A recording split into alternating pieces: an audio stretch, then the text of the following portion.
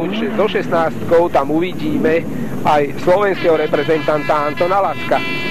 Tu je práve Petr Bartášek v plnom sústredení pred pretekmi. Zo začiatku to s ním dnes nevyzeralo veľmi dobre, predsa len prvú jazdu nedokončil. Potom sa však spamätal, ďalšie dve svoje rozjazdy vyhral a stojí v prvom rade. Zaujímavý je rozdiel, ktorý dosiahli na 6 kôl práve Peter Mike a Petr Bartášek. Mike dokázal zajazdiť 6 kôl za 4 minúty 32,52 sekundy a bol o viac ako 9 sekúnd rýchlejší na 6 kôl ako Petr Bartášek. To značí, že svoje dva motory Yamaha 750 dostal Mike do optimálnej formy, optimálne sa mu ich podarilo vyladiť. A skutočne sa ukazuje, že tých 100 koní, ako mi v DP povedal Anton Lacko, ktorý má návrh proti ostatným pretekárom, je na tomto rýchlom okruhu v Žitavanoch poriadne cítiť. Videli sme to v tej finálovej jazde.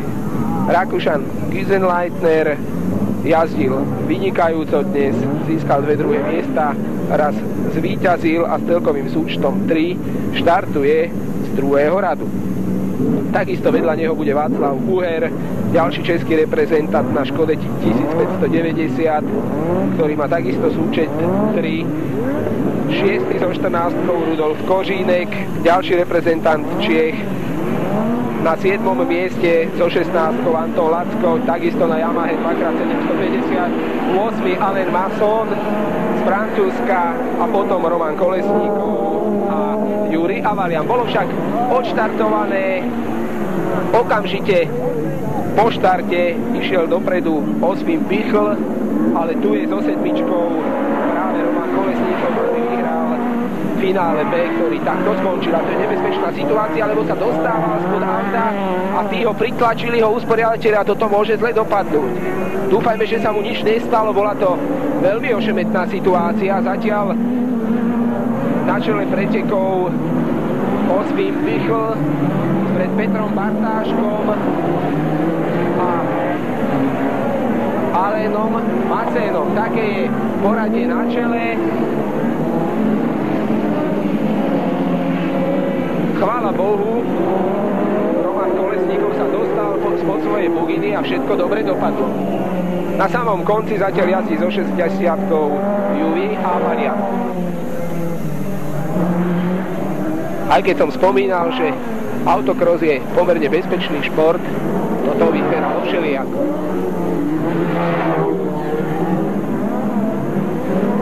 Osvin Pichl jasne v čele pred Petrom Bartáškom a Francúzom Massonom, ten jazdil vynikajúco v kvalifikáciách.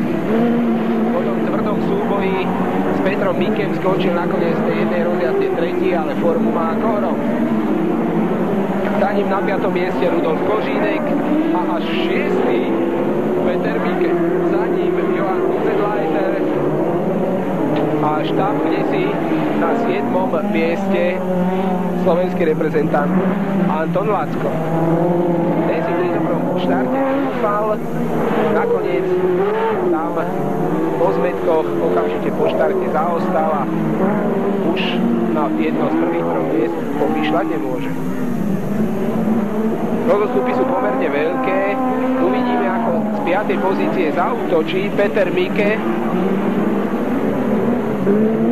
ktorý je zatiaľ na nevychotivom mieste a pokúsi sa samozrejme dostať oveľa rýchlejšie dopredu. Tu sa práve vyhol v cieľovej rovinke rýchlosťou okolo 140 km za hodinu. Za ním Johan Güsenleitner, za ním Václav Uher a až potom Anton Lacko. Za Lackom Juri Avalian. Takže Lacko je predposledný.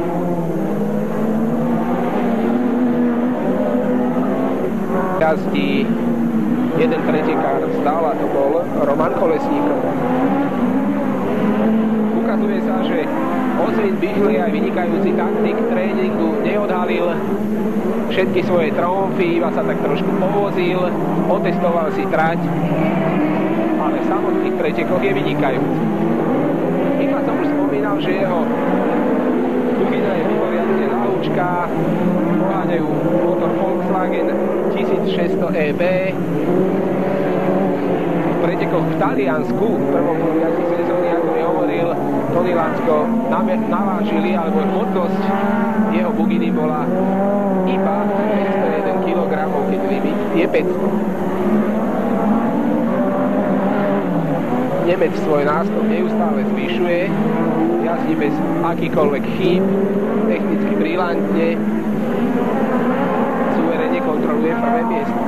Petr Bartášek na druhej pozícii sa zdá byť takisto spokojný, ale Masson tretí, štvrtý Rudolf Kožínek, to je vynikajúce umiestnenie tohto pretekára, piatý Peter Mike, ktorý stratil na trati, zdalo sa, že bude útočiť na štvrtú Kožinkovú pozíciu, ale zostal vzadu a za ním potom Johan Gusenleitner, ktorý sa mu priblížil takmer zadným vadím. Opäť v cieľovej rovinke dve kolá dokonca zostávajú Osvimovi Michlovi k tomu, aby po štvrtýkrát v tejto sezóne zvíťazil a bude to štvrté víťazstvo bez prerušenia. Jeho séria je skutočne vynikajúca a toto víťazstvo by ho mohlo pomaličky priviesť titul majstra Európy. Ale tu priamo pred nami v kolízii opäť Peter Mike s Johanom Gusenleiterom. Ten súboj bol ostrý ako britva. Mike svoju pozíciu udržal a jazdí zatiaľ na 5. mieste. Osvim Michl v poslednom kole dostihol tam posledného pretekára zatiaľ v priebežnom poradí Jurija Havaliana. Pred neho sa však určite ponáhľať nebude, jeho náskok je dobrých 200 metrov, všetko je pre neho v tejto chvíli jasné. Rovnako je jasné druhé miesto Petra Bartáška i tretia pozícia Alena Masson. Johan Gusenleiter sa ako keby dostal pred Petra Mikeho, ale ten jeho výjazd je v cieľovej rovinke mimoriadne rýchly a potvrdil to už v rozjazdách, kde svojich súperov dokázal na pár metrov predstihnúť. A tu je víťaz Peter Gusenleiter zatiaľ na 5. mieste, ale víťaz Osvim Michl. Na druhom mieste Petr Bartášek, videli ste, zdvihol ruku, mimoriadne spokojný so svojím druhým miestom. A pretekári ako keby kopírovali priebežné poradie majstrovstiev Európy, v ktorom, ako som už niekoľkokrát spomínal, práve Michl vedie a po dnešnom víťazstve má už 80 bodov. Na 3. mieste Alain Masson, Francúzska, na 4. Rudolf Kožínek, z Českej republiky 5. Peter Mike a 6. Johan Gusenleiter z Rakúska. Teda dramatický súboj nakoniec neskončil podľa očakávania, lebo ako ste aj z rozhovorov, ktoré sme nakrútili v DP pretekárskych strojov, počuli, bolo jasné, že hlavným favoritom je Peter Mike. Do expozícii ešte raz poradie prvých troch. Prvý Michl, z Nemecka druhý Bartášek, z Česka tretí Masson, Francúz na Yamahe 2x750.